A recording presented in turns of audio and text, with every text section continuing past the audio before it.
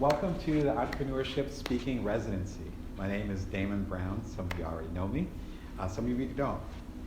My main thing is I love helping non-traditional entrepreneurs.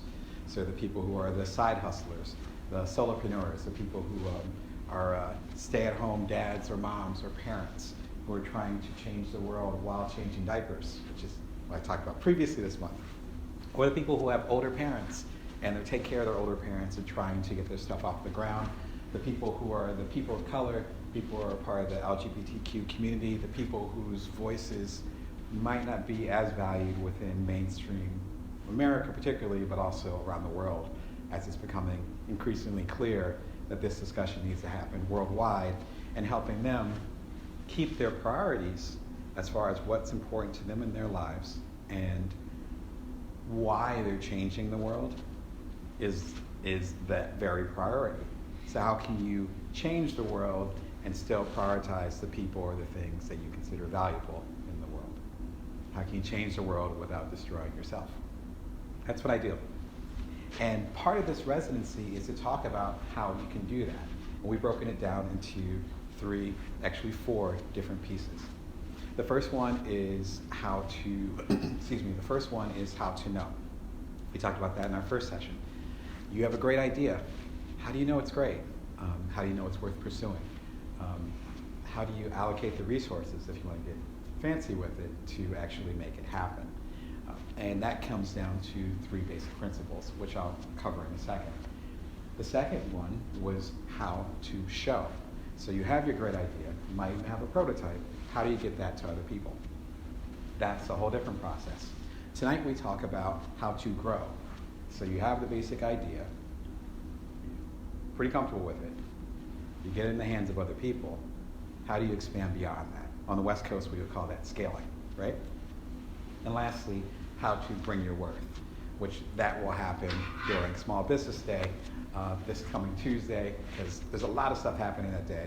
And even though that's not a Wednesday, we still wanted to go ahead and make sure that we had a good finale to that. And that's based on my latest book, Bring Your Worth, Level Up Your Creative Power, Value, and Service to the World.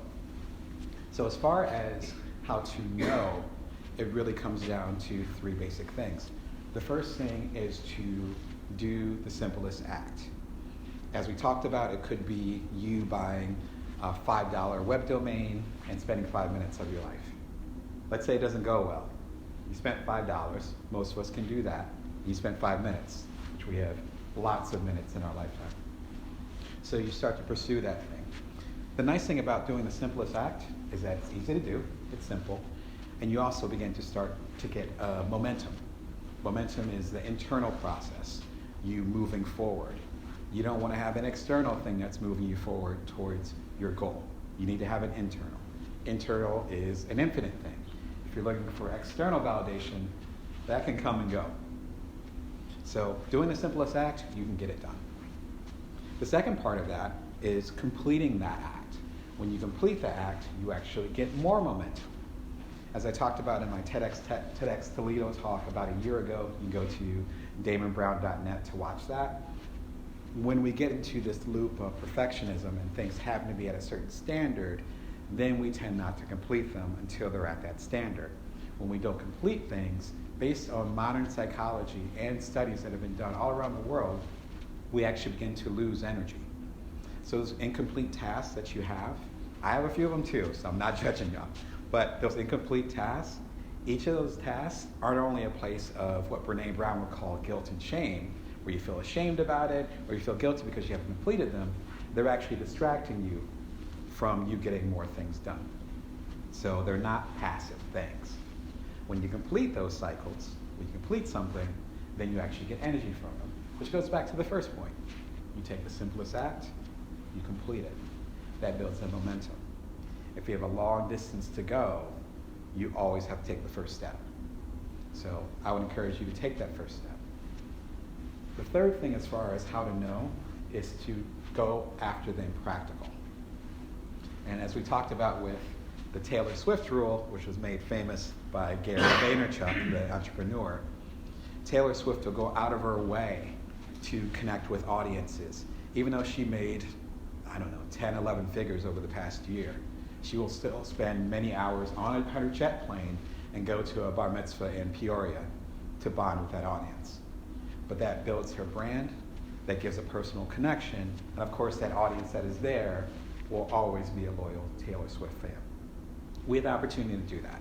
I talked about that being a parallel to the connection that you have with your cable company or any type of service provider.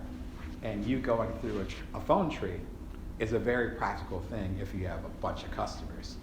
Press 1 to do English, press 2 for Espanol, etc. That's not very personal. That's the opposite of connection. That's the opposite of intimacy. And so you want to build it on 3 different levels. The first one is to do the simplest act. The second one is to complete that act. And the third thing is to do them practical. Because when you do them practical, you're actually starting to build community, which is a little bit different. So that's what we talked about in our first one. The second part is how to show. How do you show it to other people? You have your basic idea. You got feedback perhaps because you completed these things. Now how do you go to the next step and actually start delivering it to other people? There's a few different ways that you can do that. The first one is understanding that there is no competition if you're being real about who you are, right? So if you actually have your story and you understand what makes you equipped to do that, then that's the best way to actually sell, frankly, yourself. I gave the example of all these products from Apple to Jimmy Choo's to my favorite coffee shop. And all those things are, I can get them elsewhere. You know, I can get a different type of computer that's cheaper. I can not go to my favorite coffee shop and pay less for my coffee. I can not have these particular brands of shoes and then just get cheaper shoes. But the brand makes me feel a certain way because their story is real. I identify with their story. So one, there is no competition. Don't worry about the competition if you're able to be real about why you do what you do. On that note, number 2, you want to build that relationship rather than going after the quick sale. I talk about this in Bring Your Worth. This is a huge part of my belief is that other people are way smarter than we think they are. They're way more intuitive. And so if we have a hidden agenda or if we're trying to get a quick sale, people will recognize that. Instead, go after the long game. Continue to go ahead and support people, even when you don't think you'll necessarily get that sale right away. When I say sale, I don't mean sale as far as with getting the money right away. I also mean as far as them giving resources. So that sale could be time. It could be focus. It could be the attention. You're giving me attention right now. I honor that. That's the same as money. That's the same as focus. That's built on the long-term relationship that we hopefully are building. And for some of you, the relationship that we've built over the last 2 to 3 weeks that we've been talking every Wednesday. That's long-term. That's what you want to go after. Finally, you want to be ready so you don't have to get ready. That means that if there's a great opportunity that's coming your way, you want to make sure that you're ready for that. You can't hurry up with that. I mentioned it with people who are musicians who spend a lot of time creating. I mentioned it with I have a column with Inc. magazine. I've done 500 columns with Inc. magazine in the past 4 years. It's at inkdamonbrown.com. I'm very proud of that, but I mention that because the stuff I'm talking about on stage, there's 400 or 500 columns. Each column's like 400 or 500 words. Every other day or every week, I'm doing a new column. So when I'm talking to you, I'm ready to have those conversations. You can't rush that. And so before you go and try to do the sale or do this or that, you're building these long-term relationships and you're also building up your skills so that you're ready when these relationships begin. So that's how to show. The beginning of it was how to know. Tonight we talk about how to grow. Growing is about scaling, and it doesn't have to be you trying to be the next Microsoft or anything of that nature. It's just a matter of you wanting to connect with more people. You can look at it like concentric circles, right? So first you're talking to yourself. You got your idea that you want to work with. You're like, okay, cool. Little idea. I'll play with it. That's what we talked about the first week, right? Then you take that circle out, right? Concentric, so it's the next circle. Then it's friends and family, maybe your mom. You're like, hey, I'm doing this thing. You want to support me? And so it's a little bit bigger. Tonight we're going to talk about even bigger. We're talking like strangers. We're talking about people that you've never met before. Just like I'm having the connection with you now. Like most of y'all I've never met before. So now it's the bigger circle. And that's what we talk about with scaling. I don't mean you have to make $1 billion company. I mean you have to go beyond your comfort zone. So I'm going to give 3 tips as far as how to do that. The first one is you need to own your connection.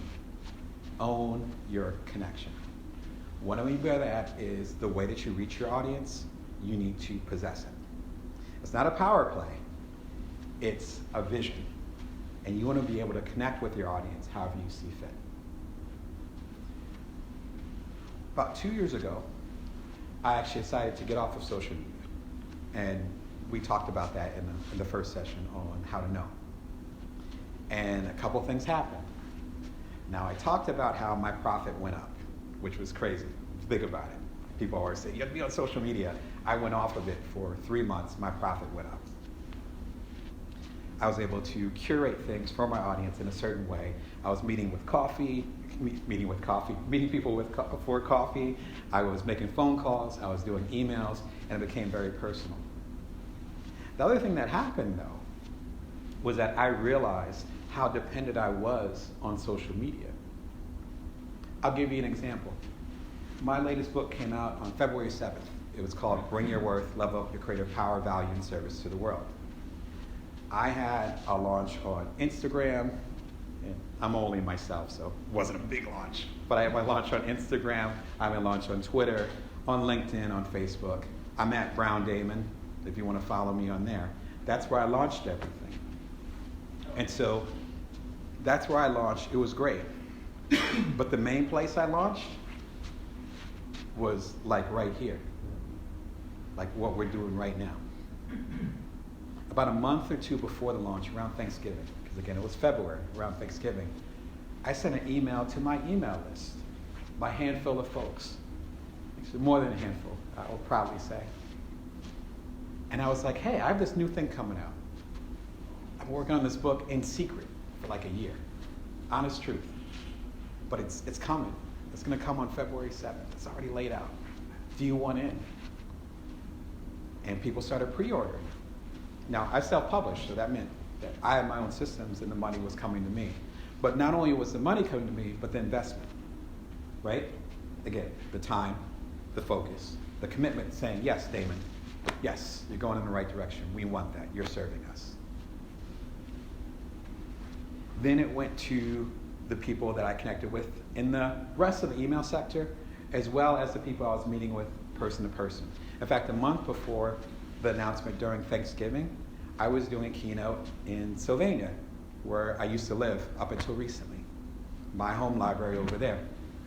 And I announced to an audience just like y'all that the book was coming. Do you see what's happening? It wasn't on Facebook. It wasn't on Instagram. It wasn't on Twitter until like weeks later. Who cares about that? The people that had already committed to hearing what I have to say, the people that I wanted to serve, I have an email thing at joindamon.me. I send an email every Wednesday morning at 5:55 a.m. Every Wednesday. I did it this morning. Stayed up last night, made sure it was ready. Been doing that for a few years. They already opted in, right? Seth Godin calls that permission marketing, where you're getting the permission from the people you want to serve, and they're saying, yes, I want some of that. My friend Jenny Blake has a book called Pivot. I think I mentioned it in the previous sessions. And she says when someone commits to your email, it's like walking in a store and people browsing versus people ordering the catalog. So people can come to my website at damonbrown.net, check it out. They can even check me out on Twitter, Brown Damon, whatever. But then when people get on my email list at joindamon.me, they're like, oh no, I want some of that every week. Right?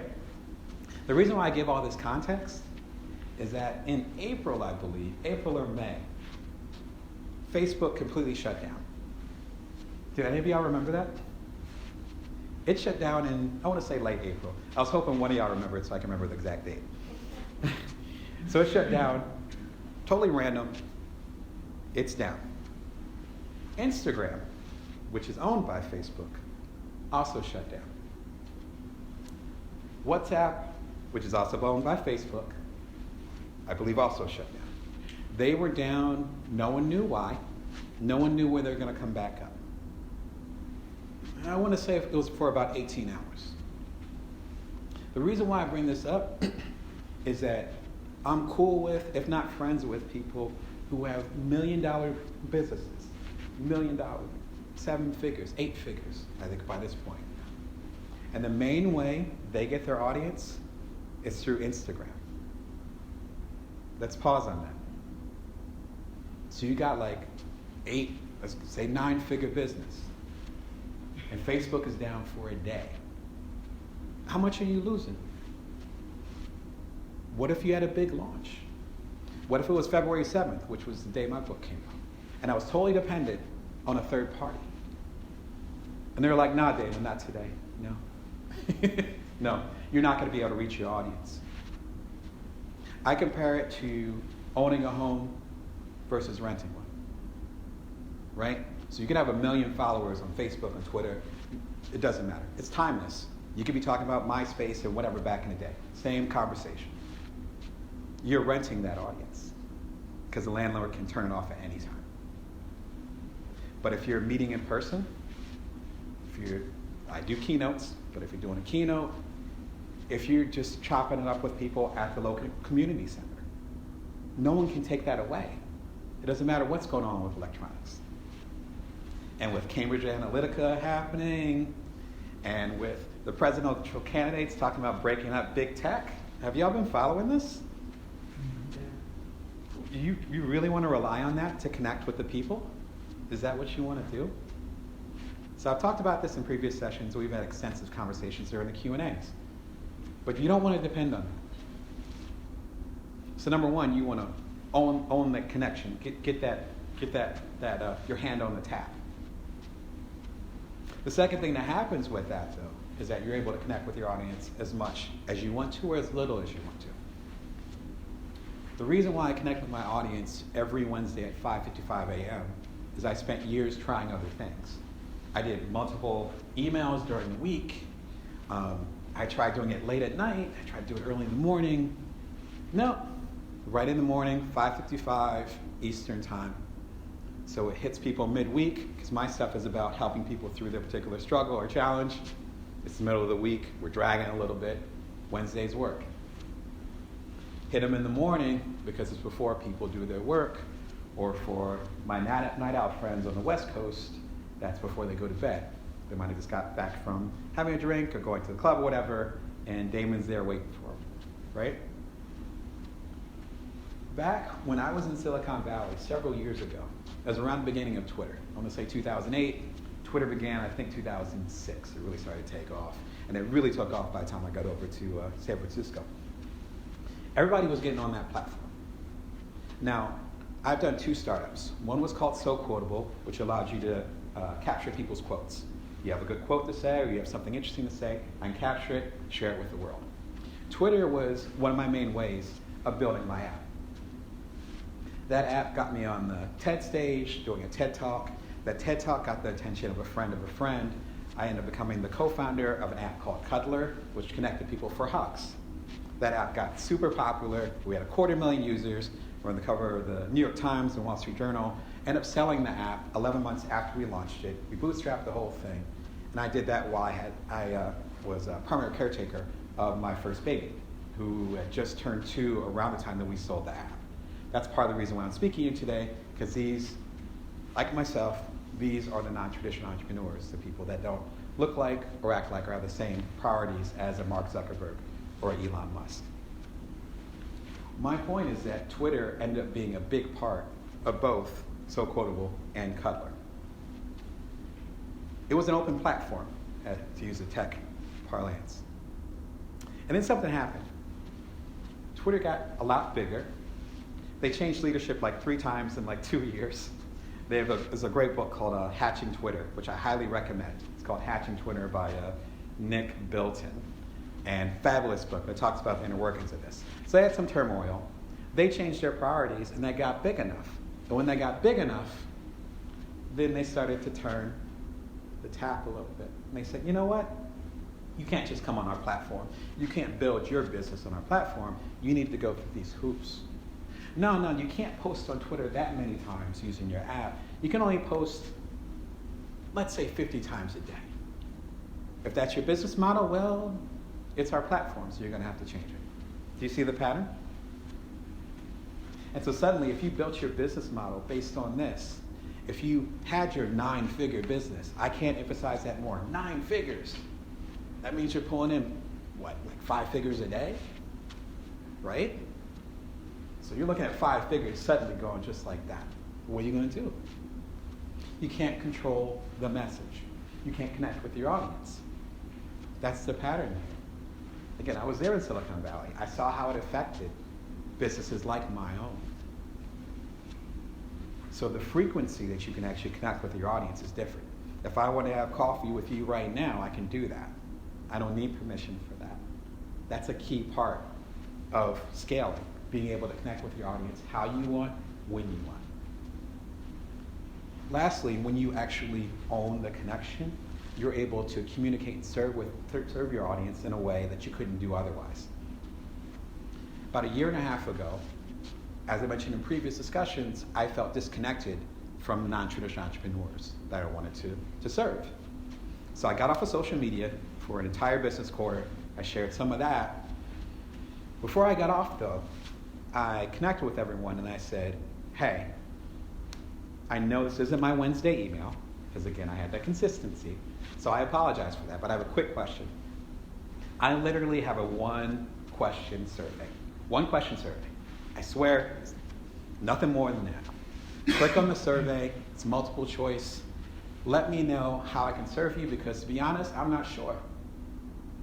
I'm a little bit confused right now, because there's so many directions I can go. I'm so excited to serve you, but I'm feeling a disconnect. I need more insight. So they were down for it. They replied. I'm really grateful for that. Most of the folks on my email newsletter replied.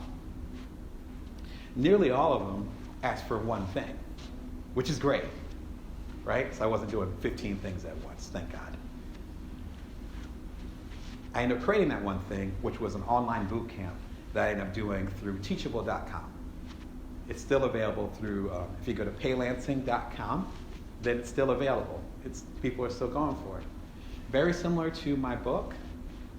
Within a week, within the day that I announced it, and it was official, people started pre-ordering it, which was awesome. And again, the money happened to represent the validation of the feedback that they gave me.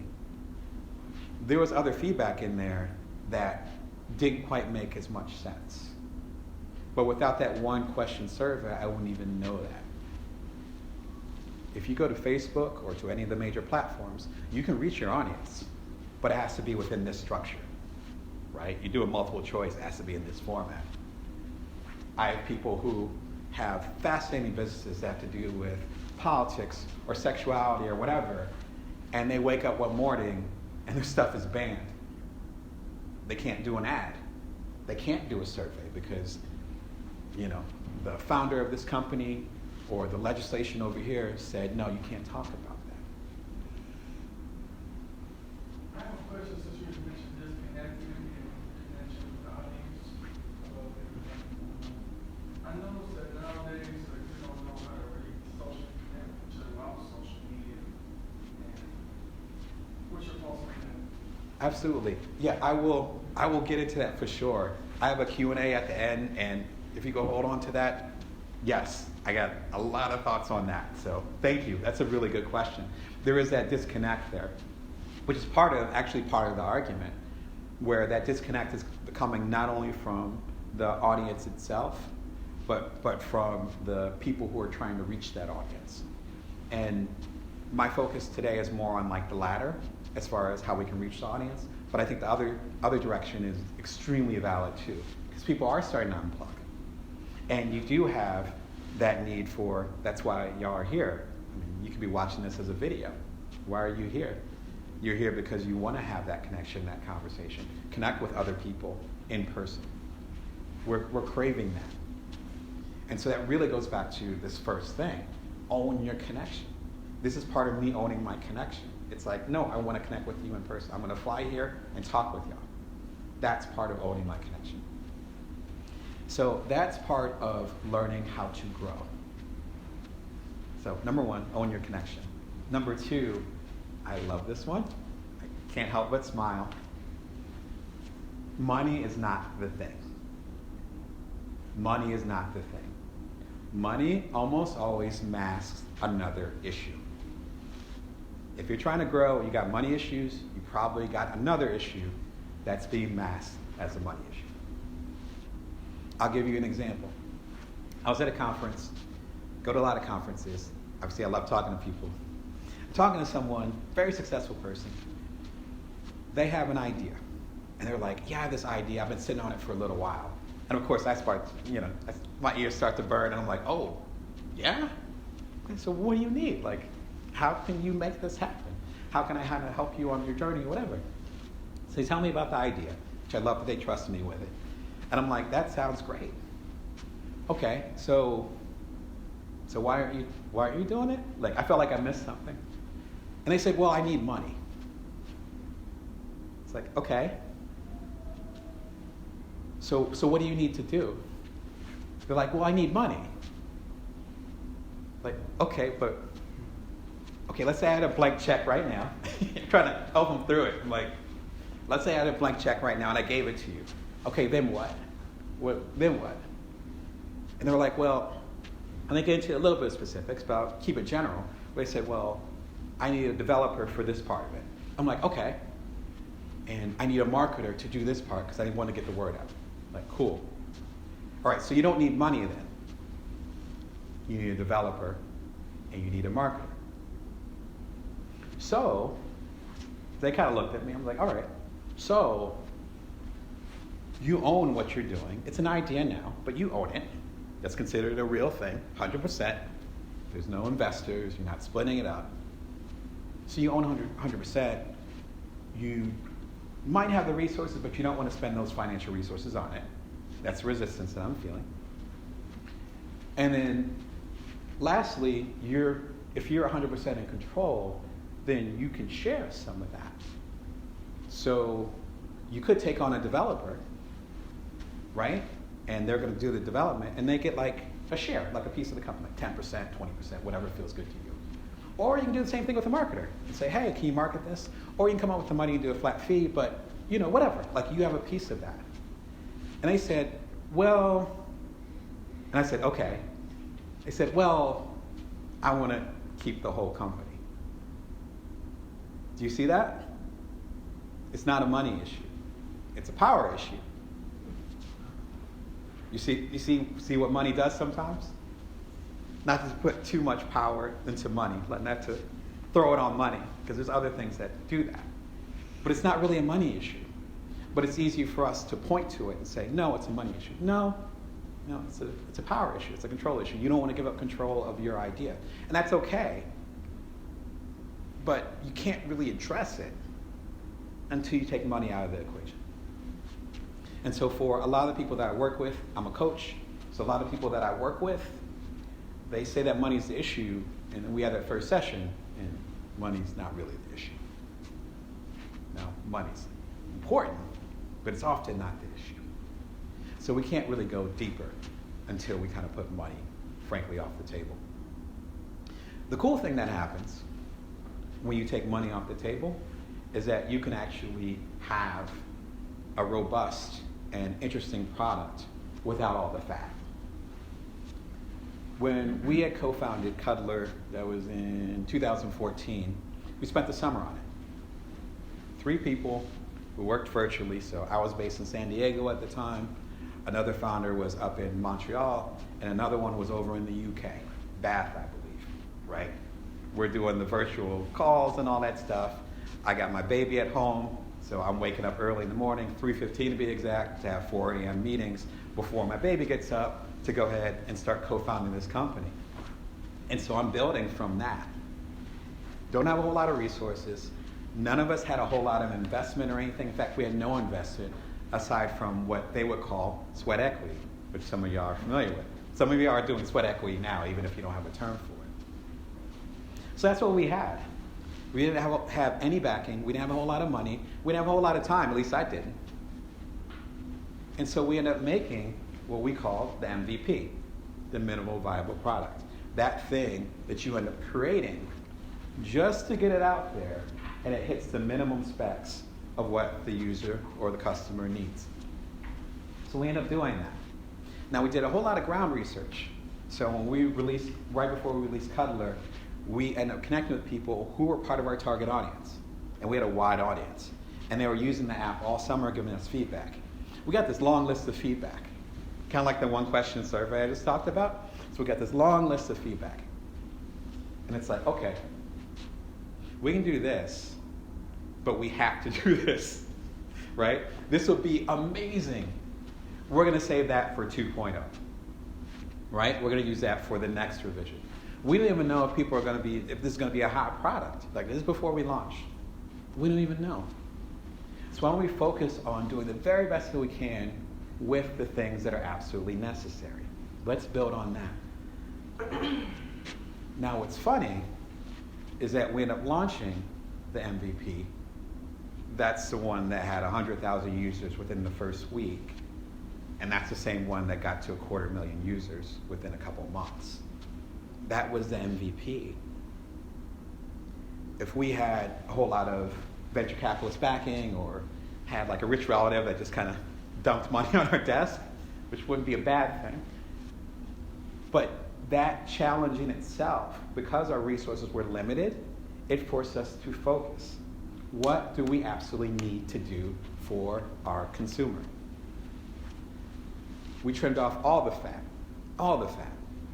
So it ended up being this lean, cool app that had no extra bells and whistles, at least from our perspective as far as what we could have done. It's similar to the Wright brothers, not too far from here, but with them, where you had millionaires, and I think that was around the time of the Wright brothers, which when we had the first billionaire in America. We had people that had a ridiculous amount of money, like ridiculous amount. These are the millionaires and billionaires back then, which is probably like $1 trillion now, right? Why weren't they in flying machines? Right? If money solves it, why weren't they flying around? Right? If I was a billionaire, I'd be like, I want to fly. Let's figure it out. Now, it might be the genius idea, which is a whole different discussion. I think that part's overrated. But it's also the resourcefulness. They had to work with what they had. If you read the history of the Wright brothers, there were people that were actually going against them, actually sabotaging this stuff, who had way more money and resources than they had. But they had the ingenuity, which again is arguable, but they also had the drive to be as resourceful as possible with the resources that they had.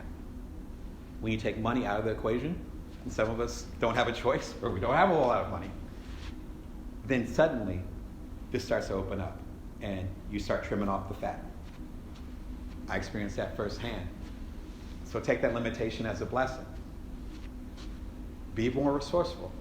If you don't have a lot of money, or don't have a lot of time, or don't have a lot of energy, then suddenly you're a lot wiser with what you got. I know with myself, again, stay-at-home dad, primary caretaker, had my baby there, and I was a primary caretaker while I was the co-founder of these two apps for 2 years. That meant that with my son being my primary thing, I was working with him, if you want to call it that, from 6 a.m. to 6 p.m. And that rest of the time was for my wife and I, for sleep, ideally shower, and get work done. And so that meant that whatever work I did as a co-founder, 2 apps, 2 TED Talks, the books, the whole thing, was done in 3-hour increments every single morning, 3:15 to 6 a.m. If I had all the money in the world, or all the time in the world, or definitely didn't have all the energy in the world, that I wouldn't have found ways to do it within that period of time. There's a term in programming, which some of y'all might know better than me, but I'm going to totally botch the quote. But the idea that you're going to take up as much memory as you're given. I'd say the same thing with time. I'd say the same thing with money, right? It has to do with how you look at it versus how much you actually have. And so if you have less of any of those things, that actually can become an asset rather than a liability. Lastly, when you look at money masking bigger issues, then you're able to actually learn way more than someone who has an infinite amount of money or other resources, time or energy. Something happens when you end up outsourcing what you do. A lot of people are in my space. A lot of coaches, gurus, former or current entrepreneurs, motivational speakers, whatever bucket you want to put me in, it doesn't matter to me. But a lot of people are in that space. And they say, hey, your main thing is your idea. Your idea is the main thing. You can always hire someone to do the coding. You can always hire someone to do the marketing. You can hire someone to even ship the product. There's so much technology and people available to do that for you. Just do that. You focus on your vision. You be a nice founder, and then you have everyone else do the grunt work, as they might call it. I'm of a different philosophy. Because if you don't actually get your hands dirty, then you're not going to get the entire experience. And I don't mean you as far as growing as an individual, which is part of it, but more you actually serving your customers. As I talked about in a previous session, our policy, and particularly my policy as a co-founder of Cuddler, was to respond to every single email. We had 250,000 users. About 1% of them would email every day. So let's say 200 to 300 every morning, right? Responding to each one of those. Now, there are great apps and great consultancies, great startups, whatever you want to call them, that handle help desk. You know, and some of you are probably familiar with it, particularly if you're in the tech space. But then I was hearing these amazing stories, some of them I shared before, about the struggles with our customers. The narratives as far as how our app, which connected people for hugs, was actually filling a void. The help desk people, if I end up hiring them, they're not going to pass those stories on. Again, having a co-founder say, yeah, I'm in charge of one of the hottest apps of 2014. I'm going to take 2 minutes to reply to your email. Excuse me. They're going to be more likely to be like, oh yeah, not only does Damon understand, back to the Taylor Swift rule we were talking about before, not only does Damon understand and care about what I'm doing, but he's actually listening to how he can serve people. He cares about that. The company cares about this. You're not going to get that if you're offloading the thing. Now, if we got to a certain size and we decided to offload it later, that's a different discussion. But not having that experience, I'd have nothing to talk about right now. Seriously. We wouldn't have anything to talk about right now. To get meta for a second, how do you think I got these insights? It's from talking to people. It's from getting my hands dirty. Back to our first session, it's from being impractical. That's how the insights come. So you have certain layers that you're able to put in between yourself and the people you're trying to serve. What I'd like you to do is start peeling away those layers.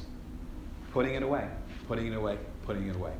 The more layers you can put away, the closer you'll be to your customer, the more you can actually serve them. Not only that, but you actually begin to understand the systems better if you got the whole process, as opposed to just coming in as, even if you're a founder, as a cog in the wheel. Because if you're offloading everything, how are you supposed to understand that? There's a few things that happen when that happens. When you allow yourself to get your hands dirty, what we call sweat equity, like actually, getting down and dirty with those details. Number one, you end up learning a lot, which we already talked about. Number two, you find ways to barter and use different resources and strengths that other people have because you understand the system well enough to do so. And we'll talk about systems in a second. I'll give you a quick example. For both the Ultimate Bite-Sized Entrepreneur Trilogy, which was my previous book, and then for Bring Your Worth, the cover is actually done by a freelance company named Back Effect. We actually worked together, and then they designed the cover, right? More importantly, with the mugs that I did, it's actually a three-way partnership. So Back Effect ended up doing the cover, which ended up being the cover of the mug. So that's one slice. My wife is actually pretty crafty. So she has one of these big machines at home. Well, it looks big to me. Big machines at home that actually makes mugs. Like, it makes them. It makes the labels and the whole thing. So she did that. That's her strength. I couldn't make a mug to save my life. I'm not that great of a designer either. But then I made the content. Without that, there would be no mugs because there would be no books, right? And of course, I'm on the road speaking with you. That's bartering. Someone buys a mug, as they say, we all get paid. You're able to do that if you actually think about your resources and allow yourself to get your hands dirty. If I wanted to say, I'm going to offload these mugs, again, I wouldn't have a story to tell.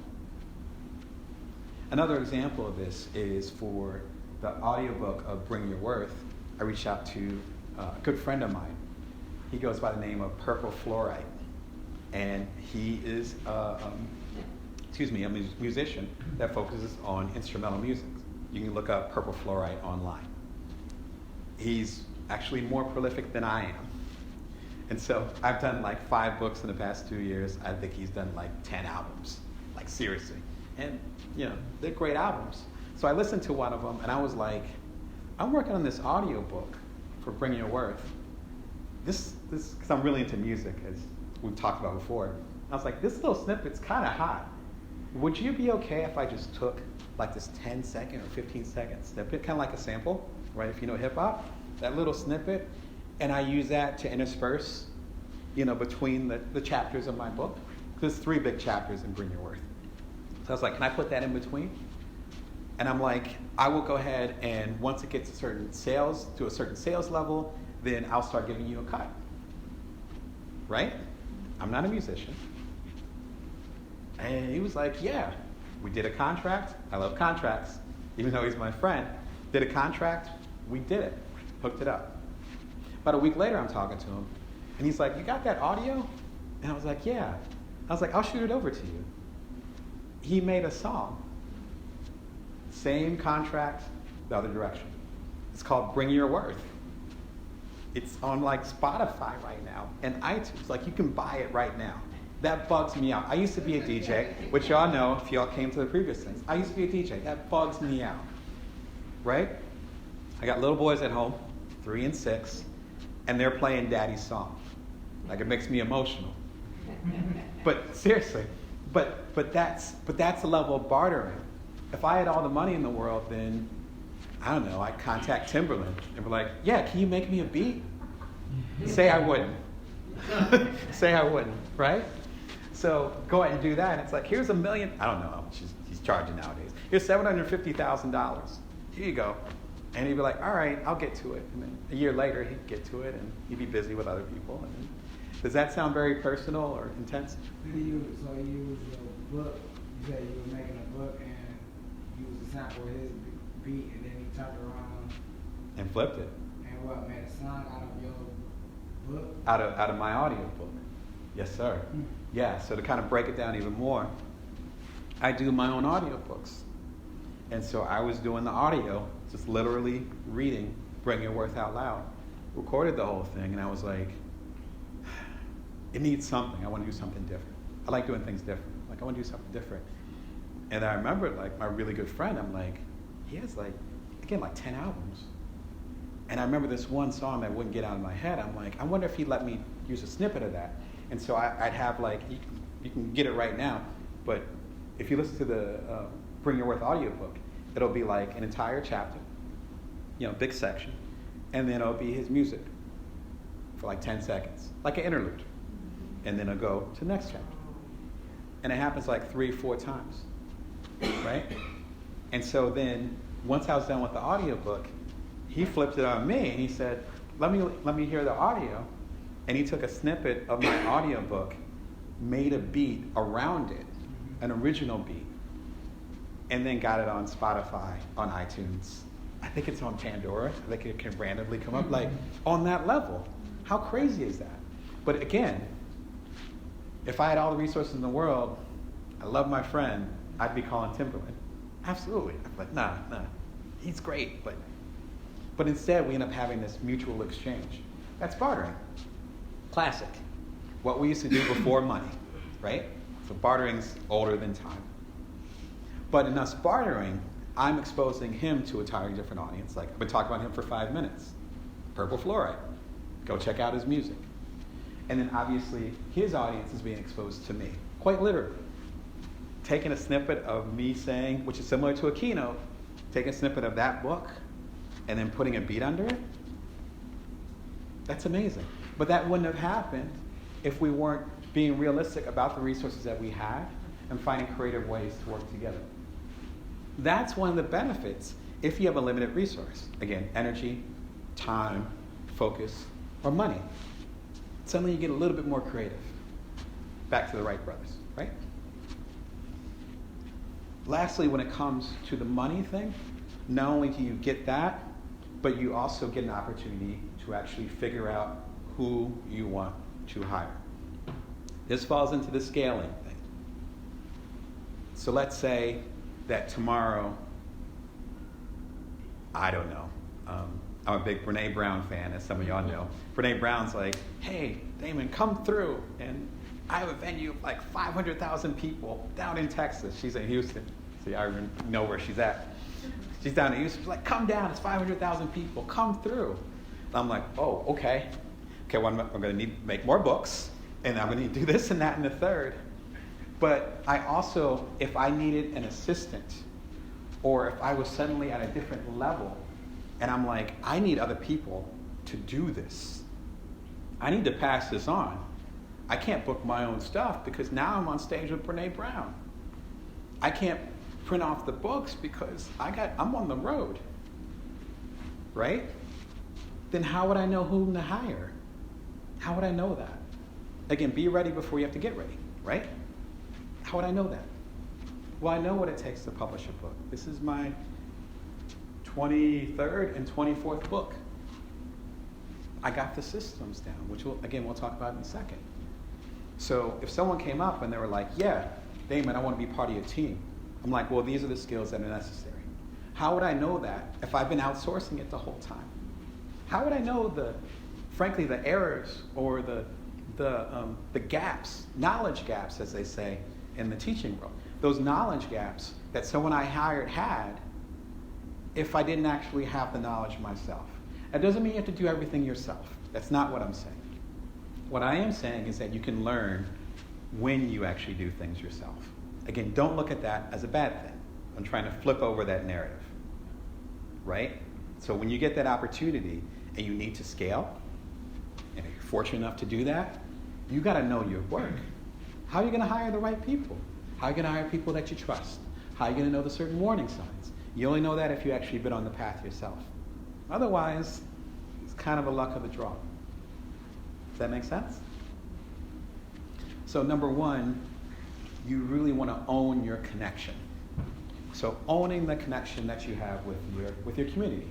As I talked about, if your main thing is Facebook or Instagram or any platform, we can be talking about this 10 years from now. I've been studying technology and communication for many, many years. I could be doing the same point 20 years ago with MySpace and Friendster. Fill in the blank. This isn't a 2019 thing. This is like a forever thing. If you're leading on a particular platform that you do not own, then you are renting, you're not owning. So owning that connection. And that can be achieved through email, that can be achieved through personal connection, me coming to the keynote, and thank you for having me here. This is part of me owning my connection. Yeah, this isn't going to go away when the servers are down. Number two, understand that money can mask another issue. In fact, it often does. So as I talked about in the example I shared, someone thought that they needed money, they really need to work out their control issues. Totally different thing. And when you have a certain resource, whether it's money or focus or energy or time, and that's low, that's a perfect example, kind of like kind of like the waves going out. I'm originally from Atlantic City, so I use a lot of water analogies. The water going out, and suddenly you see all these things exposed, right? That's the same thing. When those resources start to go down, suddenly you start to see more of your true self. That's a good thing. Lastly, if you want to really grow and scale, you have to understand your systems. And that has to start now. Not after you get big, but now. Quick sidebar, you think about Uber or Facebook or the major companies that, as I talked about before, I was out in Silicon Valley when those guys were started or around the time they were started. So seeing them at their inception, seeing when they were a little buzz that I happened to hear about when I was having a drink with someone. At that period of time, they were convinced that they didn't need HR departments, human resources. So their hiring practices, whom they hire, sexual harassment complaints, things like that. No, we're a startup. We're cool. It's okay. It's okay. Don't worry about that. That's for the IBMs, right? That's for the Microsoft. That's for the baby boomers and older stuff. We're new. We're too aware of ourselves to have issues like that. And we're too fair-minded. Now, as we talked about during one of the Q&As, now they're calling up the HR departments. Now they're calling up the consultants. Some of them I know, HR consultants, and they're like, we need diversity. How can we get that? Well, you're worth $100 billion. You got, I don't know, 30, 40,000 employees. Now you want to inject diversity and inclusion in there? That's a system. That's what I'm talking about. You want to do that now. Again, I was the head of the startup, one of the hottest apps of 2014. As the ad says, life comes at you fast. Within a week, we were on the late night talk shows. I swear. It happens so fast when it does happen. So you want to think about this process now. You don't want to be trying to clean up years later over decisions that you made because you thought you're going to be too small. Right? The first thing about that is to figure out exactly what you want to focus on. What do you want to focus on? For instance, when I say Amazon Prime, what's the first thing that comes to mind? Does anyone want to shout something out? Done. There you go. Right. You don't think about the movies. They got a ton of movies. Yeah. Right? What? Oh, okay. All right. See, there you go. See, I stand corrected. Yeah. But they have a ton of movies, a ton of music. They compete with Apple now. They have a pretty, like you said, they have a pretty hot streaming platform. But the average person, though, 2-day shipping. One day if you're quick. One day if you're quick. Right? They've invested tens of billions of dollars. No hyperbole, for real. You can look it up. Tens of billions of dollars building their infrastructure. I mean, to the point now where, I believe it was early this year, they told FedEx, no, we don't need you anymore, you're good. We're not going to renew our contract. Because we got our own systems, we got our own trucks, we got contractors and stuff, we got robots that are running around delivering packages. We don't need you, thank you. They are their own DHL. They are their own postal service. Now it's worldwide. Like that's Bezos' vision. So what about if you have an issue with a package and you need to talk to someone? I can't speak about your experiences individually. I know with me, when I want to talk to someone at Amazon, I have to go through several different pages, probably a FAQ, that's saying, are you sure you want to talk to someone? Right? You might want to figure it out yourself. Are you confused? You might want to go to this page, go to that page. Look, there's a lot of people that are asking that same question. Why don't you go look at this forum? Go over here. It's like a maze. It's Byzantine, as they used to say back in the day. Right? You finally get someone on the phone, and they're perfectly pleasant. But it took like an hour to get someone on the phone. That's been the standard. I've been on Amazon for, 15, 20 years. It's always been like that. So customer service is not their priority. Their priority is speed. Speed is their focus. You see that? So their system is based on speed. Everything they do is based on speed. I admire that. They didn't say, come to Amazon, you'll stay for the customer service. They're like, no. If little Timmy wants something, you'll have it by the next day. That's kind of hot, right? You want this? We'll get it to you soon. In fact, sometimes we'll even get it to you the same day. That's their promise. So what are you promising to the people that you're serving? That's how you grow. Fulfilling that promise every single day. I fulfill the promise that every Wednesday someone's going to get a newsletter from me. That's part of my promise. I was tired last night. I still got the newsletter done. It was there 5:55 a.m. for everybody. You got to show up. Your system facilitates you showing up. If you compare that to, say, Zappos, which some of you are probably familiar with, it's like Zapatos, which means shoes. Zappos is known for their customer service. There's a story that's been going around for many, many years. I actually met the founder of Zappos, and I did not ask him if it was true. I regret it, but the story goes like this. There was a customer who was having issues with their shoes, because all they did was shoes. That's it, shoes, shoes, shoes. They were having an issue, and so they were on the line. They were on the line for a little while, because shoes got lost, maybe it was a big order, maybe it was a wedding, they needed a bunch of shoes. The customer says, wow, I'm getting hungry, so I might have to get off the phone soon. And the rep, from what I understand, doesn't say anything. 25 minutes later, there's a knock at the door. And the customer's like, hold on, I'll be right back. Checks the door. It's a pizza. And it's like, I didn't order a pizza. And it's like, no, it's taken care of. This is your pizza. Right? Gets back on the phone. It's like, yeah, that's a pizza I ordered for you. That's pepperoni. I hope you're okay with that. And they get back on the phone and they work out the shoe issue. That's customer service, right? I'm never going to do that. But that's customer service. I respect that immensely. However, if you read it's another decent book called Delivering Happiness by Tony Hsieh, who's, again, the founder that I met several years ago at a TED conference. He talks about that process where for a long time they weren't profitable.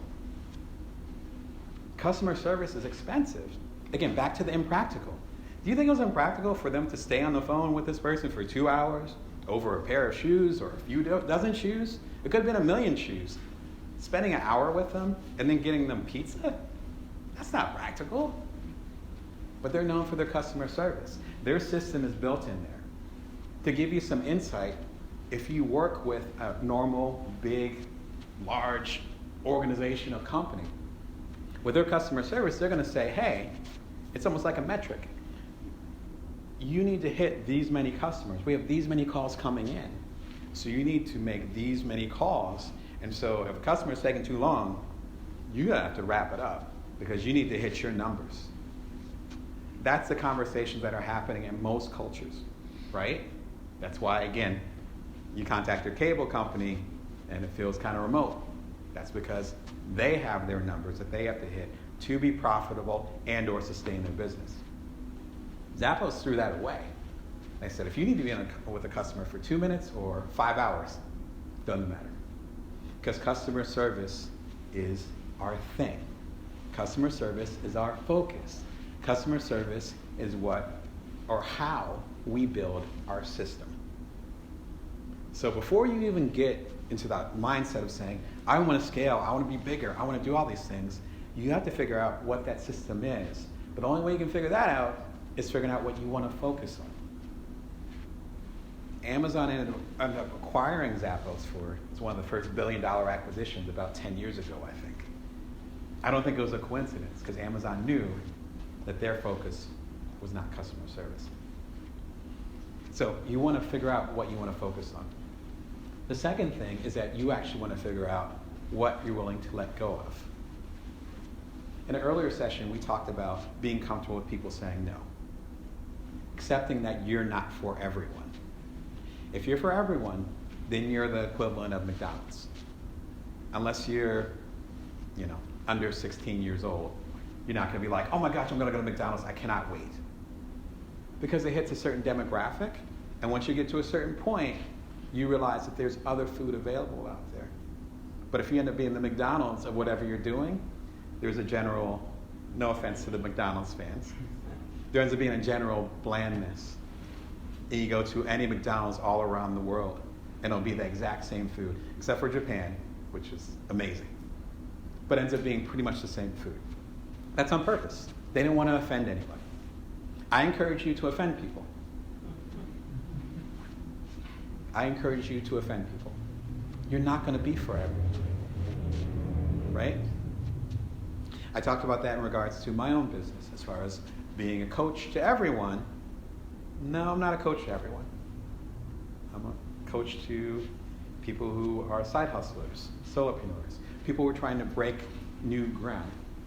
People of color, people in the LGBTQ community, people who have been underestimated and or under-resourced.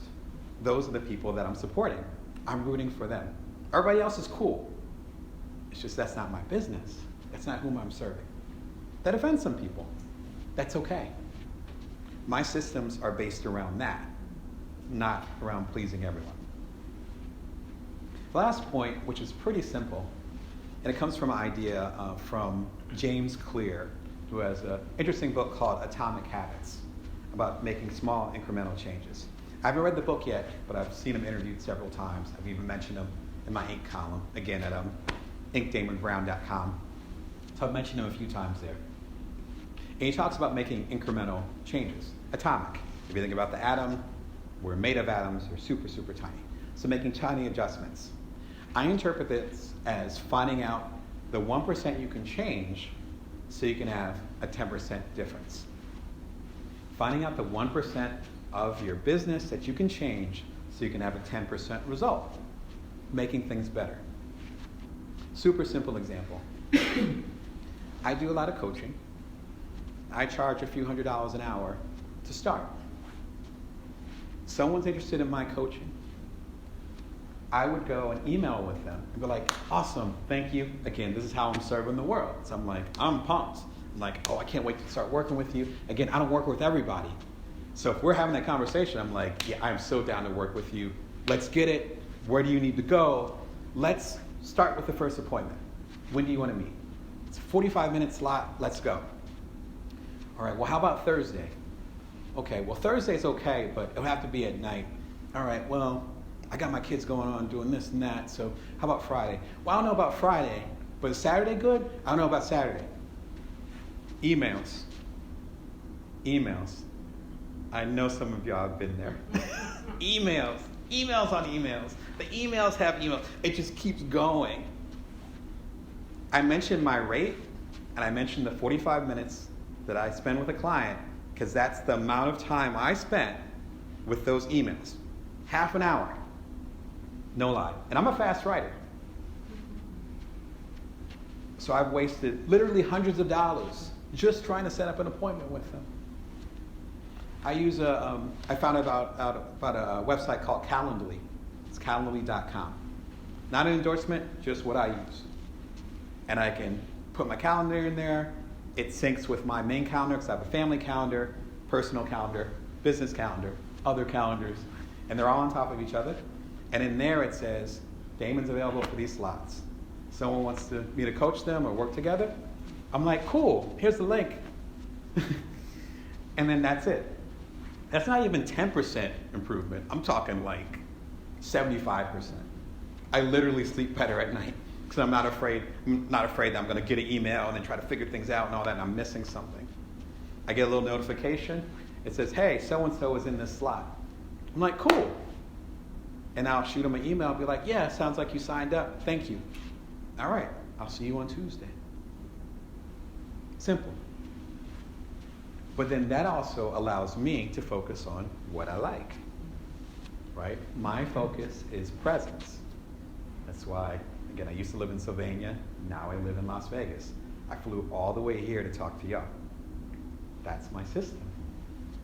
If this was not a priority, I would have did a Skype or something. Send a video message. I would have did a webinar. Why would I be all the way over here? This is part of my system. Ditto with Square, which is something that I use. I actually have it up here, a meta moment. But it's something that I end up using to have people buy my services wherever I am. So I started using Square many, many years ago. Again, I was in Silicon Valley around the time they were started by Jack Dorsey, who's now the CEO of Twitter, and also still the CEO of Square. Whole different discussion. Anyway, he started to do this thing where there's a little square, and it has a slot in it. You stick it in your cell phone, and you can slide a credit card in there. Game changing. Again, I'm self-published at this point. So, as you can tell, I like to talk a lot. And I also like to hear people's stories and how I might be able to help them get to the next level, how I can help serve them. And so, literally, I've been in the airport, and I'm talking with somebody, and they're like, that ultimate bite-sized entrepreneur, that sounds kind of hot.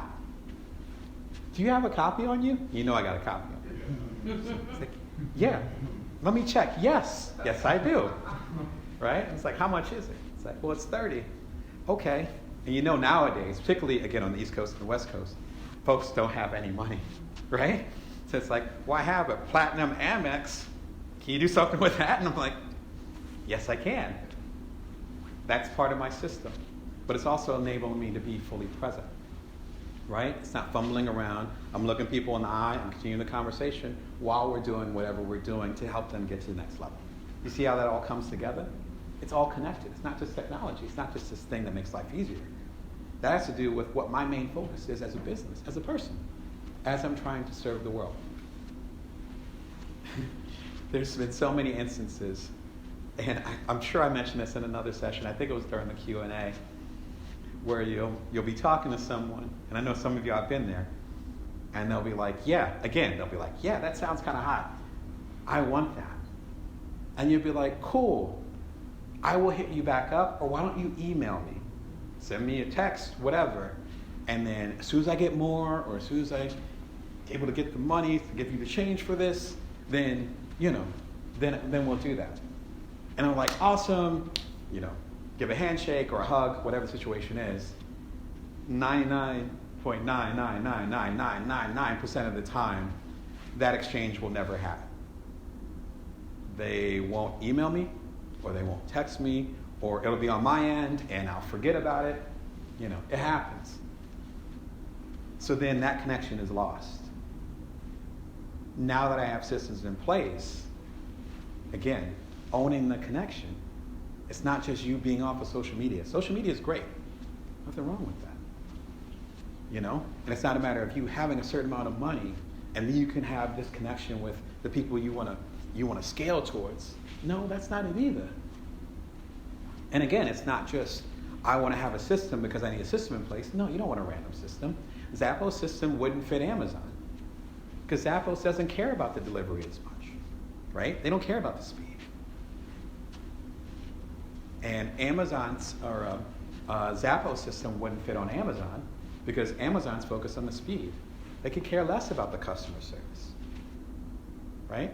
So it's not a matter of just getting a system, right? People say, I need a system. I need to get organized. Well, in what direction are you getting organized in, right? So if you want to grow, if you truly want to scale, then it comes down to owning that connection. You want to build that relationship. As we talked about before, going after the long-term relationship, not the short-term sale.